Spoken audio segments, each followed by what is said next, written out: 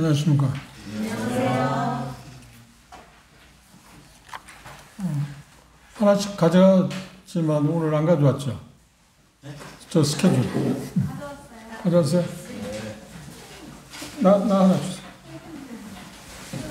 수요일 올 때마다 이걸 꼭 가져오세요. 이제. 스케줄.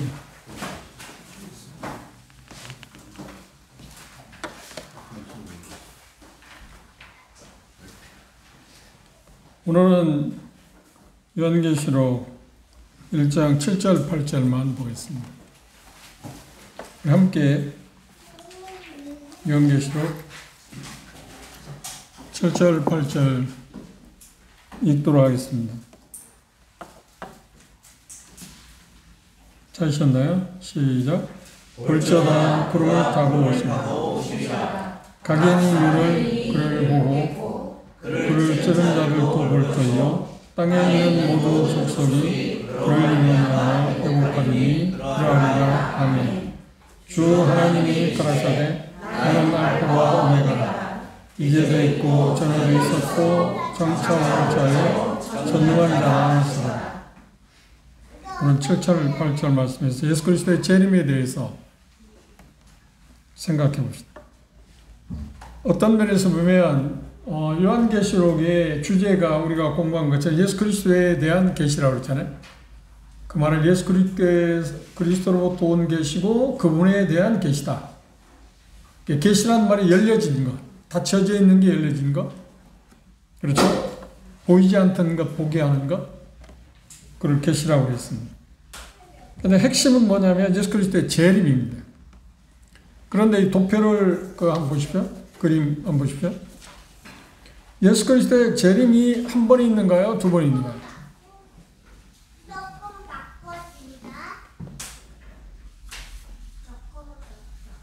여기 도표에 보시면 공중 재림이 있고 또 뭐가 있나요?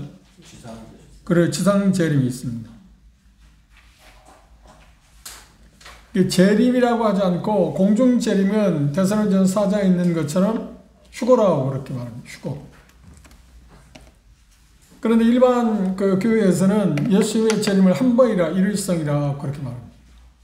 그런데 우리 성경 문맥을 통해서 보기 때문에 예수 그리스도의 재림은 2회에 걸쳐서 있을 거다고 우리는 믿습니다. 왜냐하면 성경이 그걸 말하고 있어요. 하나님이 그렇게 말씀하고 계시기 때문에. 여기 말씀해 보시면 예수 그리스도의 재림에 대해서 여기 7절 8절에 말씀하고 있는데 5가지 진리, 예수 그리스도의 재림에 대한 핵심의 어떤 진리에 대해서 몇 가지를 이야기하고 있는데, 첫째가 뭐냐면 예수 그리스도의 재림의 어떤 필요성에 대해서 1장 7절 처음 부분에 있습니다. 일반적으로 이제 그럴 때 7절 A, B, C 그렇게 한 절을 이렇게 나눌 수 있잖아요. 그럼 A라고. 그러니까 그 말이 뭐냐면 여기 말하고 있는 것처럼 보라 그분께서 오고 계신다. 그런데 우리 성경에 뭐냐면 그분이 뭐라고 했나요? 구름을 타고 오시리라 그랬는데, 오시리라고 하는 말도 맞는 거지만 그분이 오고 계시다. 그 말이 더 훨씬 생동감이 있죠. 그렇죠? 그분이 오고 계시다. 이게 그분이 오고 계시다고 하는 말은 뭐예요? 언제 올지 모른다고 하는 말에 더 긴박함이 있습니다. 오시리라고 하는 것은 물론 미래 시제이지만 그분이 오고 계시다고 하는 것은 현재형입니다. 그 차이를 우리가 이해하는 게 참 필요합니다. 그죠? 좀 다르죠? 의미 자체가. 그런데 그분이 오시는데 여기 본문에서는 문맥을 보시면 뭐냐면 지상 재림입니까? 공중 재림이겠습니까? 여기 오신다고 할 때 여기 문맥은 뭐라고 하냐면 그분이 지상 재림에 대해서 뭐라고 했습니다. 지상 재림이 있기 전에 휴거가 있습니다. 왜 이게 지상 재림이라고 말하냐면 그분이 오시는데 각인이 눈을 그를 보겠고 그를 찌른 자들도 볼지어 땅에 있는 모든 족속이 그를 인하여 보게 되고 그를 인하여 애통할 거라고 이야기했잖아요. 휴거는 아무도 몰라요. 비밀 얘기하는 것입니다. 그러니까 휴거라고 하는 말 때문에 재림이라고 한다고 하면 휴거를 뭐라고 하냐면 공중 재림이라고 일반적으로 이해하는데 공중 재림이라는 말보다는 휴거라고 이야기하는 게 훨씬 좋을 겁니다. 그렇죠? 근데 휴거나 공중에 같은 동의적인 표현입니다. 공중 재림할 때, 그러니까 휴거를 당하게 될 때 누구를 위해서 오는 거야? 휴거는 누구를 위한 건가요? 교회. 거듭난 사람들을 데려가기 위해서. 이 땅에서 7년 환란을 당하지 않도록 하기 위해서 우리를 건지기 위해서, 데려가기 위해서 오신다고 그래서 데살로니가서라고 하시죠. 그 차이를 우리가 잘 기억하는 게 대단히 필요합니다. 우리가 얼마나 그걸 기억한다는 뭐냐, 우리가 얼마나 복받은 사람인가 하는 것을 우리가 이해할 수 있습니다. 데살로니가서 1장을 보십시오. 우리가 오래전에 데살로니가서를 공부했죠. 1장 10절에 보시면 또 죽은 자들 가운데서 다시 살리신 그의 아들이 하늘로부터 강림하시리니, 여기 강림이 뭐예요? 하늘로부터 강림한다. 공중 재림, 공중 휴거에 대한 이야기입니다. 강림하시리니, 강림하심을 기다린다고 말하니, 이 강림이 뭐냐면 공중 재림인데, 이는 장래 노하심에서 우리는 누군가요? 그렇죠. 데살로니가 성도들, 바울사도 여기 저자했던 실라오노, 디모데를 필요했다 해서 데살로니가 성도들, 그 이후에 2000년은 우리까지도 포함합니다. 우리를 건져주시고 오시는데 장래 노하심에서 우리를 건져. 장래 노하심은 뭔가요? 이 스케줄이 보면 그렇죠. 대환란, 은혜 때가 끝나고 휴거가 이루어진 다음에 바로 이 지상에 7년 동안 일어날 그 대환란이에요. 그걸 총칭해서 환란 기간이라고 하는데, 대환란은 어느 기간을 가리키냐면 7년의 반을 나눠서 전 3년 반하고 후 3년 반으로 나눠지는데, 후 3년 반을 가리켜서 우리는 대환란이다. 그래서 환란 기간이라고 하는데 후 3년 반은 대환란 기간이다. 그래서 마태복음 24장에 이제 전에도 없었고 앞으로도 없을 그 엄청난 무서운 재앙이 있을 거라고, 환란이 있을 거라고 예수님이 이미 예고했습니다. 그런데 여기 그러니까 휴거라고 하는 것에 말씀하고 있는 것처럼 우리를 어떻게 해야 하겠어요? 거듭난 사람들을 재난에서, 그러니까 진노에서 우리를 당하지 않도록 데려가시기 위해서 오는 게 뭐예요? 그게 공중재림. 그런데 그 공중재림은 비밀리에 이르는다. 아무도 몰라. 우리도 몰라. 우리도 순간적으로 그거를 눈 깜짝할 새. 이게 우리 지금 사물 가운데서 가장 빠른 시간을 눈 깜짝하는 순간. 눈 깜짝하는 순간이 얼마 걸릴까요? 얼마일까요? 1초? 1초도 안 되겠죠. 그걸 이제 우리가 지금 사용하고 있는 언어 가운데 가장 빠른 표현이 뭐냐면 눈 깜빡 사이다. 그렇게. 그러니까 순간적으로 온다는 거예요. 그러니까 우리도 그걸 볼 수 있는 게 아니잖아요. 순간적으로 변화됩니다. 살아있는 그리스도인들이 예수님처럼 변화되고, 이미 예수 그리스도를 믿고 거듭난 구약의 성도들 마찬가지고, 모든 성도들이 어떻게 한다고요? 죽은 자들도 함께 일어나서 휴거됩니다. 그렇죠? 그것을 여기 표현하는데 공중재림이라고 표기해 놓았습니다. 휴거입니다. 요한계시를 보십시오. 우리가 처음에 보겠지만 3장을 한번 보십시오.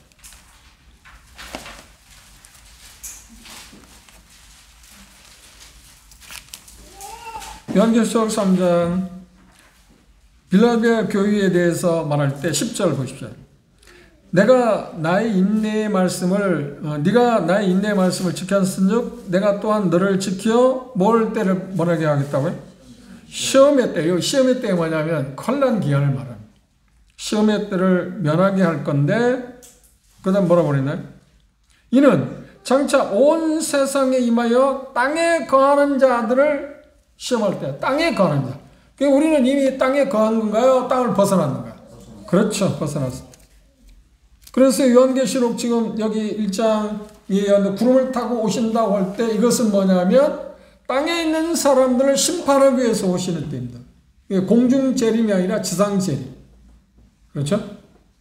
마태복음 24장, 25장, 26장에 있는 말씀 가운데 공중재림이냐 그게 지상재림이냐에 따라서 엄청나게 성경 해석이 달라집니다. 그분이 지상재림이라고 한다고 하면 남아있어야 합니까? 들려야 합니까? 아니, 지상재림이란다고. 남아있어야지. 그분이 있는 곳이 천국이니까. 그렇죠? 그래서 마태복음 24장, 25장 그 말씀을 지상재림이라고 하는 것을 시기를 정확히 맞추게 될 때 그걸 해석하는데 용이하지. 만약에 그걸 공중재림이라고 생각한다면 들림받아야겠죠. 그렇죠? 그래서 예수님이 누가복음 17장에 제자들 물어봤습니다. 두 사람 맷돌을 갖고 하나는 데려가면 나고 하나는 두 사람이 잠자리 있다가 한 사람 데려가면 하나는 남는다고. 물어봤어요. 데려감을 당한다는 것은 어디로 갑니까? 하니까 예수님이 뭐라고 하셨냐면 누가복음 10장을 보십시오. 마태복음 24장하고 같은 이야기를 이렇게 표기를 달리 했습니다.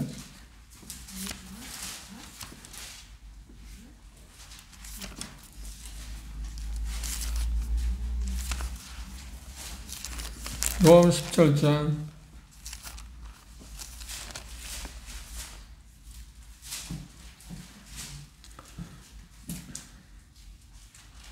33절 보십시오. 두 여자가 함께 매를 갈고 있으면 하나는 데려감을 당하고 하나는 버리동을 당할 것이나. 그리고 나누지에 보면 36절에 없다고 그러는데 나누죠. 두 사람이 밭에 있으면 하나는 데려감을 당하고 하나는 버림을 당할 거다. 그 말씀을 하시니까 제자들이 저희가 예수님께서 제자들이 예수님에게 묻기를 그렇게 말했어요.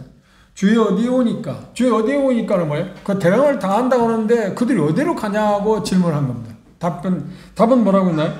죽음이 있는 곳에 뭐가 있다고요? 그러니까 독수리는 항상 좋은 것입니까? 뭔가 사체를 먹고 사는 게 아닌가? 심판의 자리에 간다. 왜? 지상 재림이기 때문에. 그러니까 어떤 대상이 예수님이 있는 곳이 바로 천국이지 예수님이 없는 곳은 불행한 곳입니다. 그렇죠? 그분이 오실 때 남아있는 사람들이 좋은 거지 끌려간 사람들은 좋은 게 아닙니다. 그런데 반대로 휴거 때는 어떤가요? 남아있는 사람이 불행하고 들림을 받는 사람이 좋은 것입니다.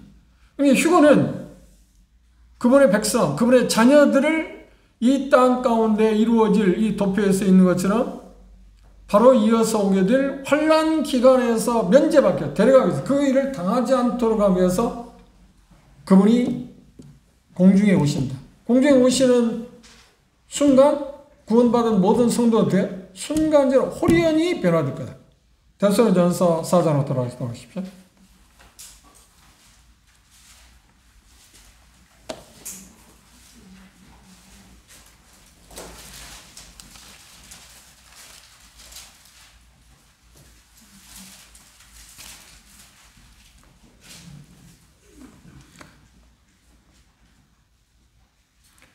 (14절) 13절부터 봐야겠지만 14절부터 우리가 예수의 죽었다가 다시 사심을 믿을진데 이와 같이 예수 안에서 자는 자들 그래 거듭나 예수를 믿고 나서 죽은 자들입니다. 그들을 대해서 뭐라고 하냐면 자는 자들로 표현했습니다. 잔다고 하는 말은 언제가 깨어난다고 하는 것을 암시하고 있기 때문에 잔다고 표현했습니다.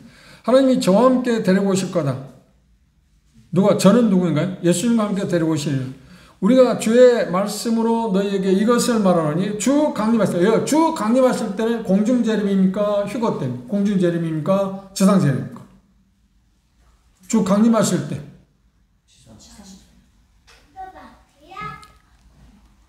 지금 휴거에 대해서 이야기하고 있잖아요. 지상재림이 아니고 공중재림이라니까. 헷갈립니까? 지금 고린도 성도들을 위해서 오시는 것은 성도들 위해서 오는 것은 지상재림이 아니고 뭐라고요? 휴거, 공중재림이에요. 항상. 그렇죠? 무슨 말 이해하셨죠? 데려가 강림하실 때까지 우리 살아남아 있는 자도 자는 자보다 결단코 앞서지 못할 거다.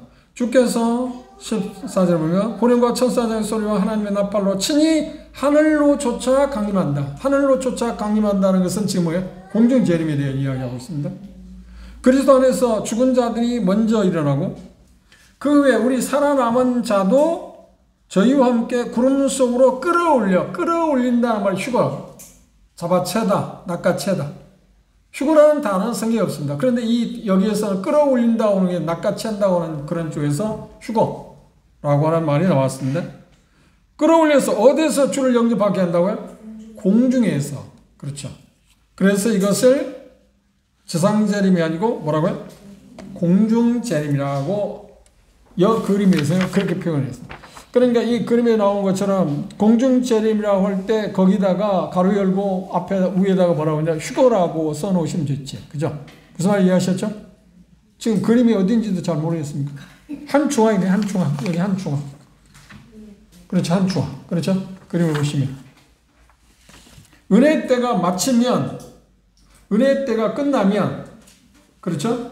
예수님께서 공중에 오시는데 그때 오시는 목적은 뭐냐면 거듭난 사람들을 7년 환란, 대환란에서 그 고통을 당하지 않고 면제시키기 위해서 어떻게? 데려가기 위해서 그분이 오십니다. 그런데 그때는 볼 수 있다 없다? 아무도 볼 수 없습니다. 아무도 볼 수 없습니다. 그런데 계시록 1장에 다시 돌아와서 자, 그분이 오시게 되는데 뭘 어떻게 표현했나요? 그분이 오고 계신다. 그러면 그분이 어디로 오시는가요? 사도행전 1장 8절에 보면 11절 이하에서 보면 그분이 어디서 승천하셨죠? 감람산에서 승천하셨죠. 그래서 스가랴서의 말씀에 보면 그분이 감람산에 오실 거라고 그랬어요. 어떤 사람은 우리나라에 이상한 사람, 계룡산에 그분이 오신다고, 그 말도 안 되는 사람이 있는데, 성경 말하면 감람산에 그분이다. 왜냐하면 가신 대로 온다고 말씀하셨기 때문에. 그런데 그분이 휴가할 때, 승천할 때 뭘 타고 올라가셨다고요? 구름을 타고 오셨다고. 그럼 내려오실 때도, 재림하실 때도 하신다고요? 구름을 타고 오신다고 표현했어요. 그래서 여기에서 그분이 오신다고 할 때 이건 지상재림이지, 지상재림이 있기 전에 뭐가 있을 거라고요? 공중재림, 휴거가 있다. 그러면 이 지상재림의 대상은 누구인가요? 이 땅 가운데 믿지 않는 모든 사람들을 대상으로 그들을 심판하기 위해서 오십니다. 그럼 언제 그분이 지상재림하시는가요? 우리가 휴거된 이후에 시차가 얼마 동안 있어요? 약 7년이라는 시차가 있어요. 그 7년이라는 시차가 요한계시록 지금 우리가 나중에 볼 겁니다. 4장부터 그 20장의 내용입니다. 20장의 내용 가운데 나와 있습니다. 그 7년이 마치면 그분이 어떤가요? 세상에 오신다. 그런데 그때 이 지구촌에 그분이 오실 때, 그러니까 지상재림할 때 이미 우리는 교회는 휴거되었지만, 그렇죠? 이 지상에 나중에 보겠지만 계시록 7장에 14절에 나오면 14만 4천 명의 천국 복음을 들은 많은 사람들이 있습니다.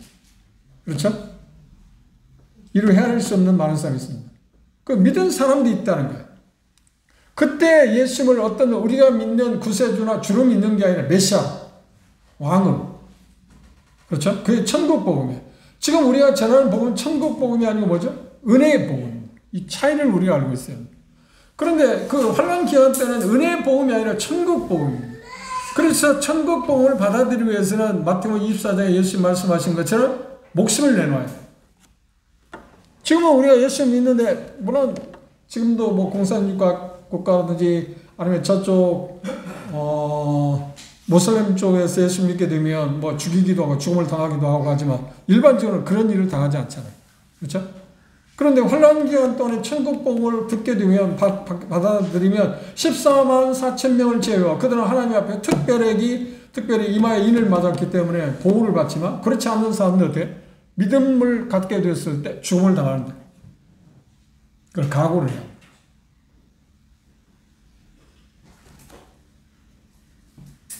그래서 여기 표현할 때 그분이 오시는데 이것은 이미 우리는 교인은 어떻게? 휴거된 이후에 지금 오시는 겁니다. 시차가 얼마 동안 있을 거라고요? 약 7년. 그래서 그 기간을 여기 도표에서 나온 것처럼 대환란이라고 표기를 해놨습니다. 그림이 있습니다. 그 내용이 요한계시록 4장부터 그 20장까지 나와 있는 내용입니다. 그게 다 맞춰지면 그분이 지상에 오시는 이유는 뭔가요? 심판하기 위해서 오십니다. 마치 마태복음 25장 끝부분에 나오죠. 양과 염소를 갈라내고 위해서. 그렇죠? 믿는 사람과 믿지 아니하는 사람을 구원받은 우리를 지금 이 아니라 교회를 말하는 게 아니고 환란 기간 때는 믿은 사람들하고 믿지 아니하는 사람들을 심판하기 위해서 갈라놓고 그들을 심판하기 위해서. 그래서 오른쪽에 있는 사람의 영생에 왼쪽에 있는 사람들 뭐라고? 염소편에 있는 사람은 영벌에 들어간다. 그럼 마귀와 그 천사들을 위해서 예비한 지옥불에 들어가라고 말씀하고 계시지 않나요? 25장을 보시죠. 마태복음 25장. 우리가 확인하는 게 대단히 중요합니다.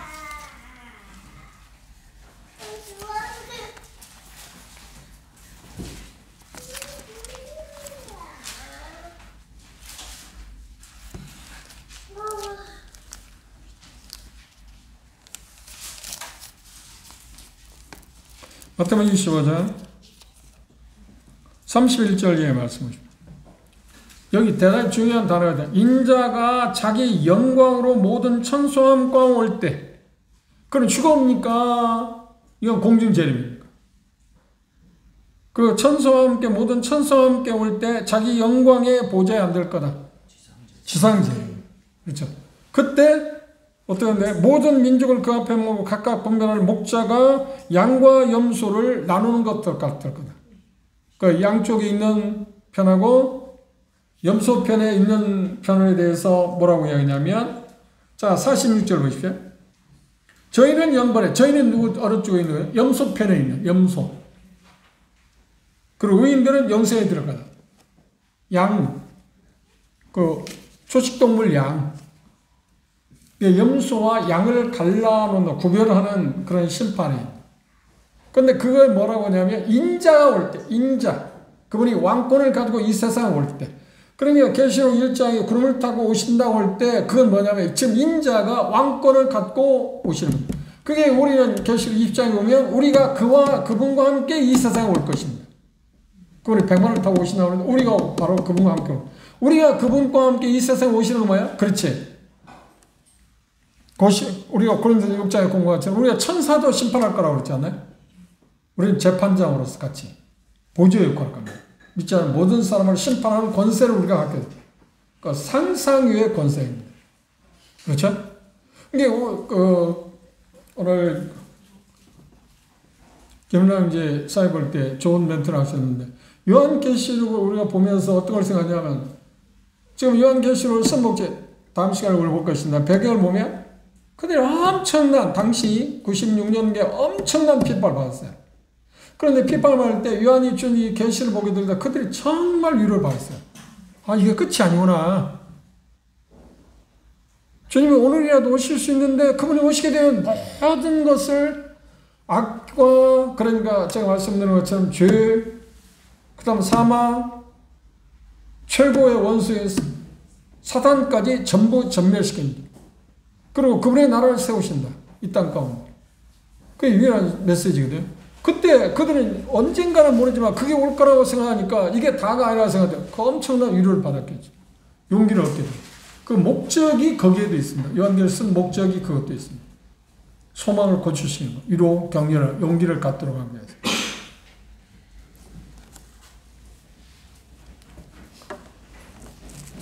그런데 이 말씀이, 7절에 이 말씀이 어떻게 공중재림이 아니고 지상재림이냐고 할 때, 그 다음 말씀을 보면, 각인이 눈이 그를 보겠다.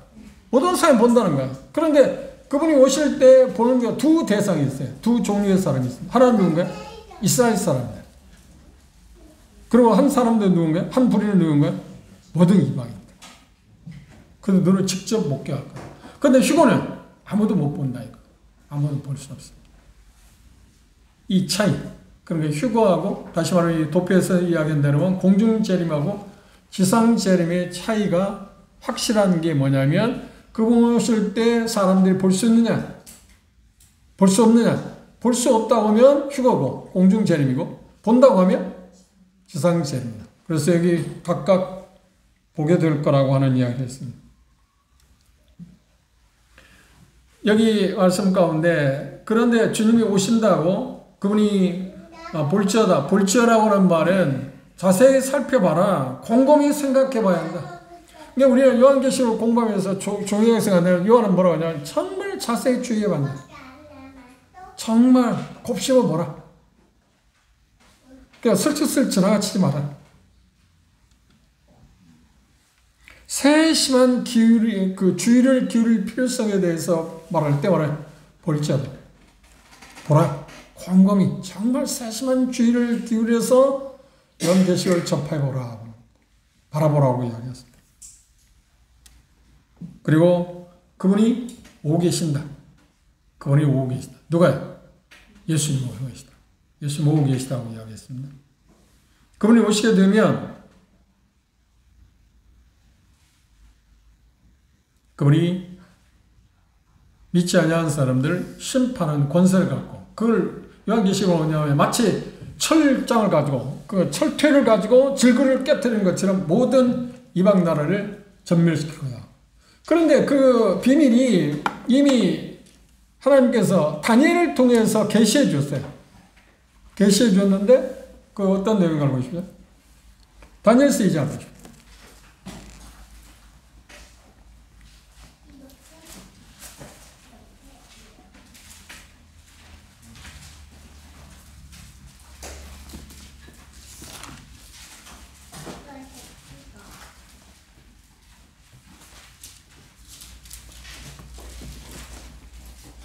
다니엘서 2장에 느부갓네살 왕이 꿈을 꿨는데 그 꿈 내용을 잃어버렸어요.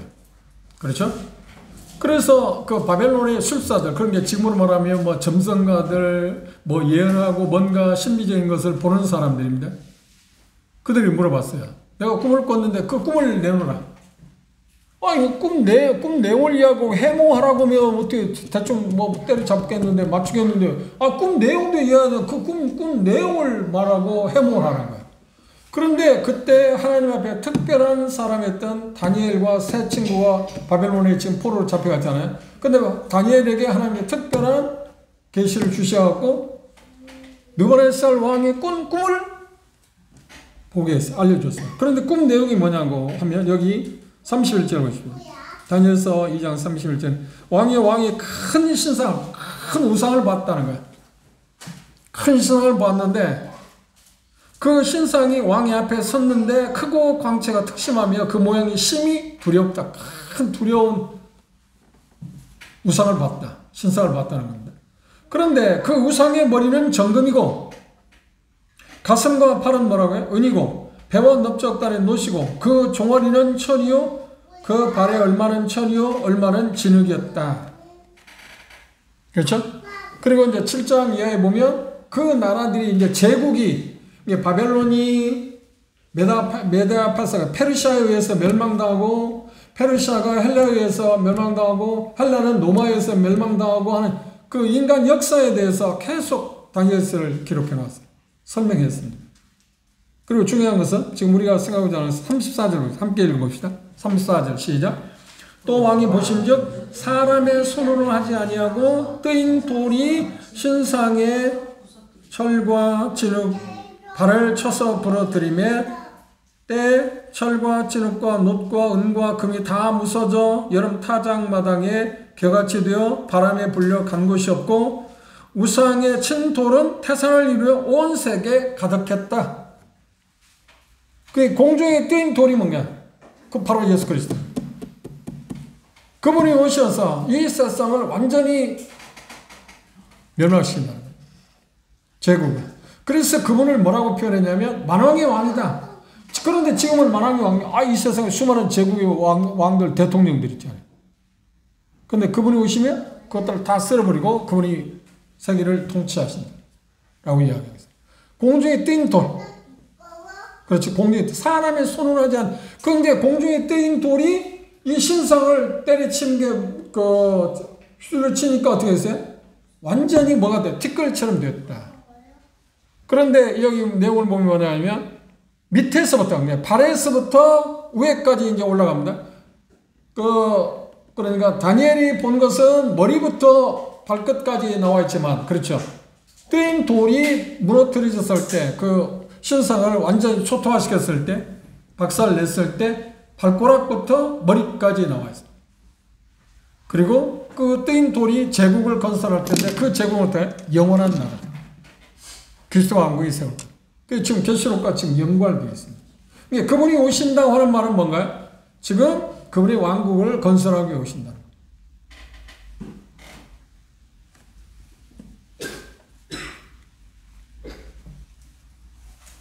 그런데 이런 이야기를 하면 그분이 예수 그리스도에서 오신다고 하면 대다수 사람들은 어떻게 한다고요? 그 당시도 마찬가지죠.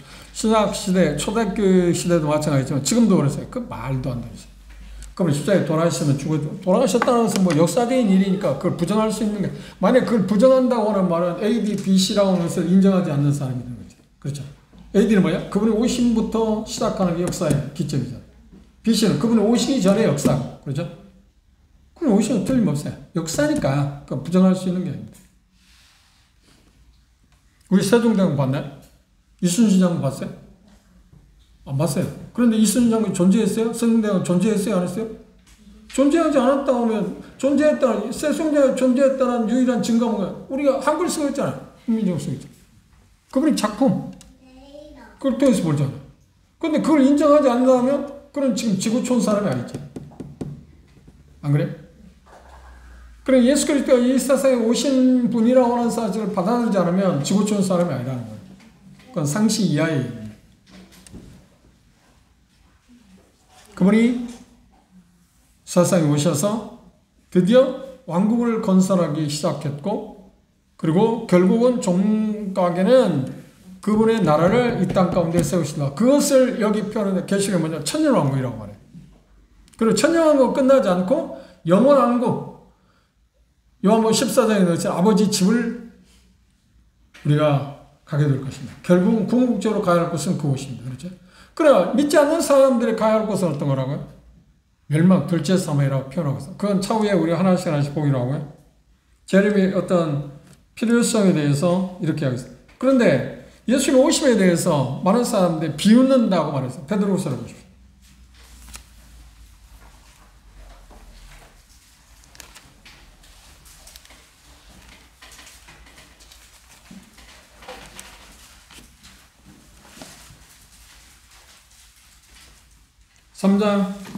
베드로후서 3장 3절부터 봅시다.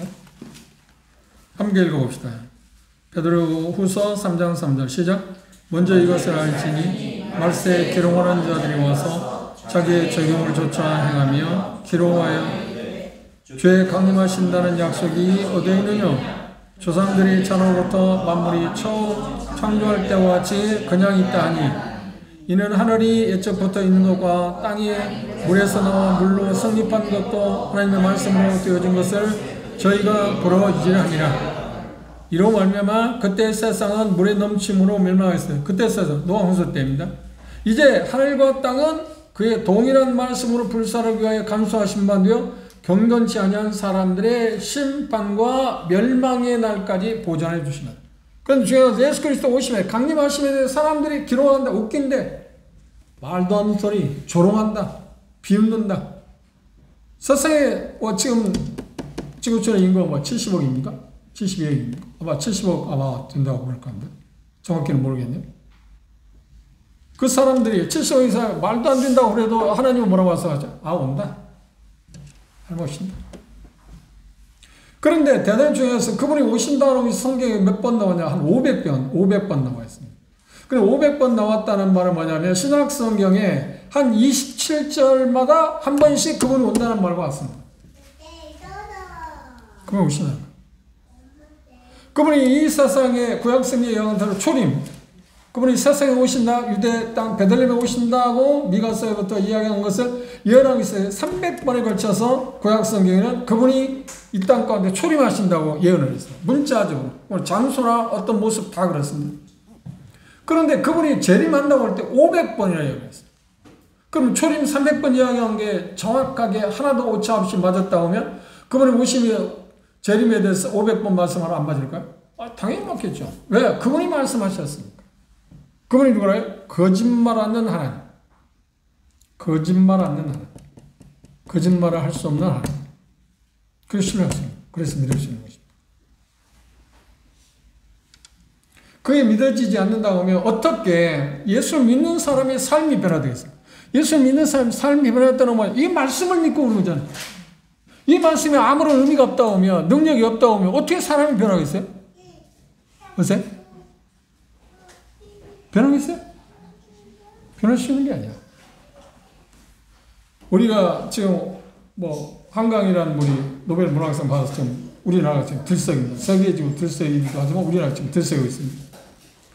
그런 유명한 사람들이 그들의 말을 통해서 우리의 마음까지 어떤 감동 주고 감동도 주기도 하고 어떤 쪽에서 변화를 가져올 수도 있어요. 그렇죠? 그건 우리가 부정해서는 안 됩니다. 어떤 영향을 행사하잖아요. 인류학자들이요, 어떤 성인들이 주어진 말씀을 통해서 우리의 삶에 어떤 영향을 끼치는 사실입니다. 그러나 중요한 것은 사람을 변화시키지 못해요. 사람을 변화시키는 거예요.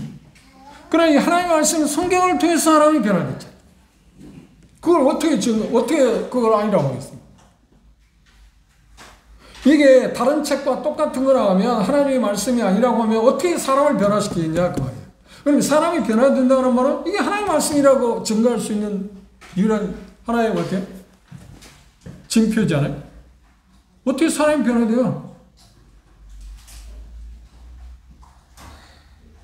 지금 2000년 동안 계속해서 이 하나님의 말씀을 통해서 성경을 통해서 그들이 변화되어 있어요.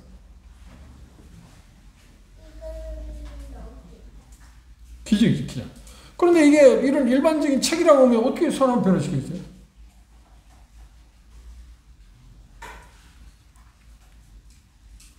근데 예수님 오심에 대해 사람들 수없이 조롱할 거다, 웃긴다.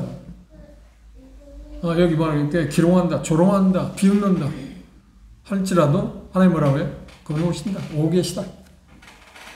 그래서 우리 중요한 게 뭔가요? 지금 말해도 볼지어다. 잘 봐라. 세심하게 주의를 기울여. 그분이 오시면 확실하기 때문이다. 이야기하고 있습니다.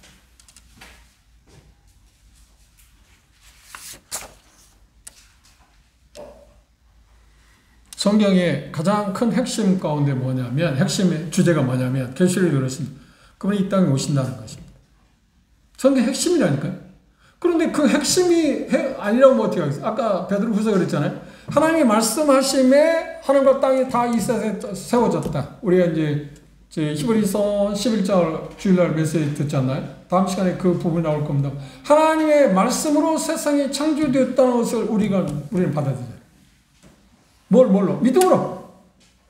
믿음으로. 하나님이 그런 능력이 있다. 여기 말씀에도 이제 잠시 후에 나올 거예요. 그분이 전능하시기 때문에.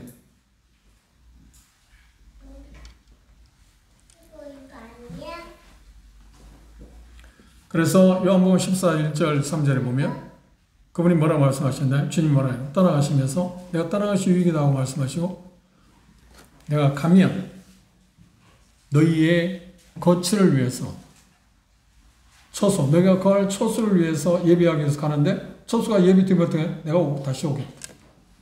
그렇죠? 그래. 거기에서 말하는 처소는 어떻게 하냐면 영원한 그 제국, 영원한 나라에 대해서 이야기합니다. 아버지 집. 그래서 제가 천국이라는 말보다는 아버지 집이라고 표현했잖아요. 천국이라고 하는 말은 그 말을 그냥 문자, 천국, 한문으로 뜻을 풀이한다면 하나님 나라, 하늘 나라 그런 뜻입니다. 그렇죠? 그러나 아버지 집은 그거 좀 다른 겁니다. 하늘나라라고 하는 표현은 그 마태복음에서 보면 왕국이라고 해요. 천지는 왕국이라고 표현하는 게 훨씬 좋습니다. 마태복음에서 표현한 대로. 왕국. 무슨 왕국? 그리스도 왕국.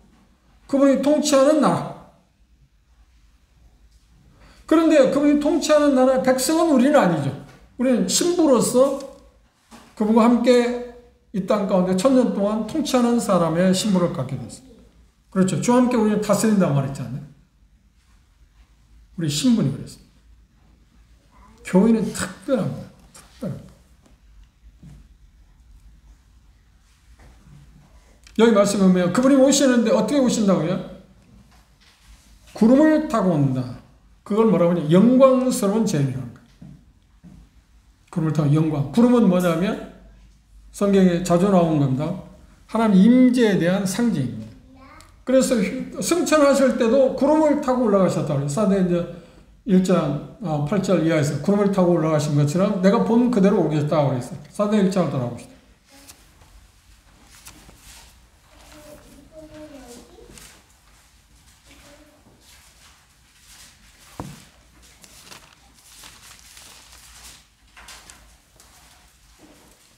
(12절) 11절입니다. 가로되 갈릴리 사람들아 어찌하여 서서 하늘을 쳐다보느냐 너희 가운데서 하늘로 올려오신 이 예수는 하늘로 가심을 본 그대로 오실 거다. 본 그대로 오실 거다. 어떻게 올라가셨나요? 승천하셨나요? 9절 보십시오. 이 말씀을 마치시고 저희 보는 데서 올리고 가시니 구름이 저를 가리워 보이지 않게 하더라.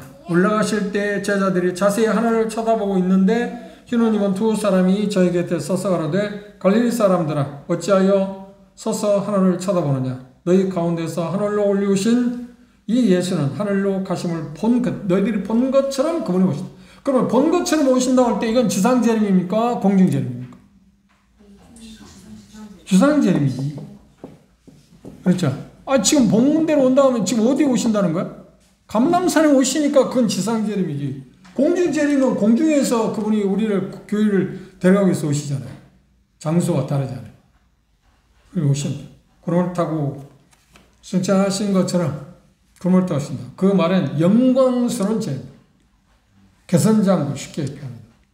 모든 것에 권한을 갖고 그걸 이제 실질적으로 행사하기 위해서 그분이 오신다는 거예요. 그러니까 십자가에 못 박혀 돌아가시기 전에 그분이 인자로서 오셨을 땐 굴욕적인 삶이었잖아요. 핍박도 당하고 뭐 뺨도 맞고 그리고 최근에 십자가에 못 박혀 죽음을 당하고 그랬습니다. 그런데 그분이 다시 올 때는 아니야. 전혀 그렇지. 모든 것을 통제하고 모든 반역들을 처벌하는 만왕의 왕으로 그분은 오신다는 겁니다. 그리고 7절 하반절에 보면 재림의 범위에 대해서 이야기했습니다. 모든 눈이 그를 볼 거다. 그런데 재림, 그러니까 주상 재림을 볼 수 있는 두 무리에 대해서 나와 있습니다. 두 무리, 첫째 무리는 누군가요? 그를 찌른 자. 그를 찌른 자들은 누군가요? 십자가 못 박혀 죽인 자손들이 누군가요? 유대인들, 이스라엘 사람. 유대인들이 볼 것이고, 그런데 유대인들은 스가랴 13장 보면은 그때 예수님이 재림할 때 그분이 초림할 때 메시아로 오셨는데 그걸 받아들이지 않고 십자가 못 박아 내어준 것에 후회하고 회개하고 그대는 돌이킬 것입니다.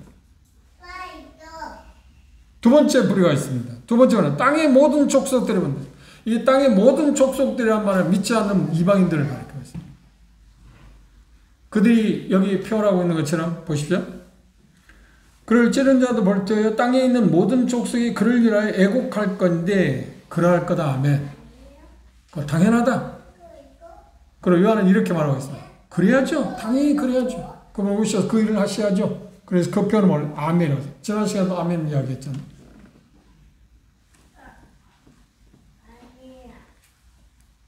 그런데 모든 믿지 않는 이방인들은 눈물을 흘리면서 두려움에서 회개하기 위해서가 아니에요. 회개가 아니고. 그렇죠? 이미 결정됐으니까.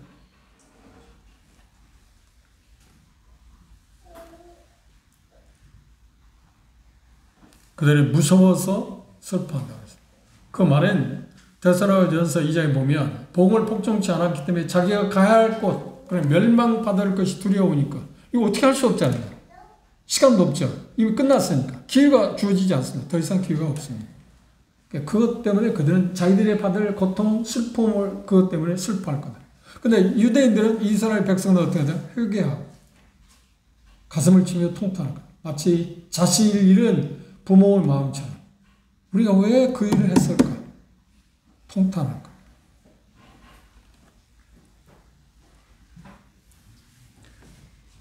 여기 보면 네 번째로 생각, 재림에 대한 반응이 나와 있습니다. 7절 하반절에 보시면 맨 끝에는 반드시 그렇게 될 것이다. 아멘. 그 말하면 요한사도 뭐냐? 그 이야기를 하고 마땅히 그렇게 돼야죠. 그 말하면 그분이 반드시 오셔야 합니다. 아멘. 요한사도가 고백한 것처럼 나는 여러분들이 오늘 그렇게 고백해야 합니다. 그러면 오신다고 그러죠. 아멘. 오십시오.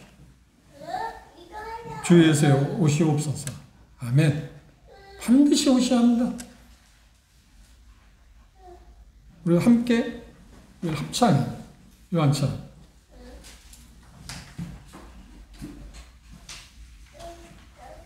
그리고 끝으로 1장 8절을 보면 1장 8절의 내용은 재림의 확실성입니다.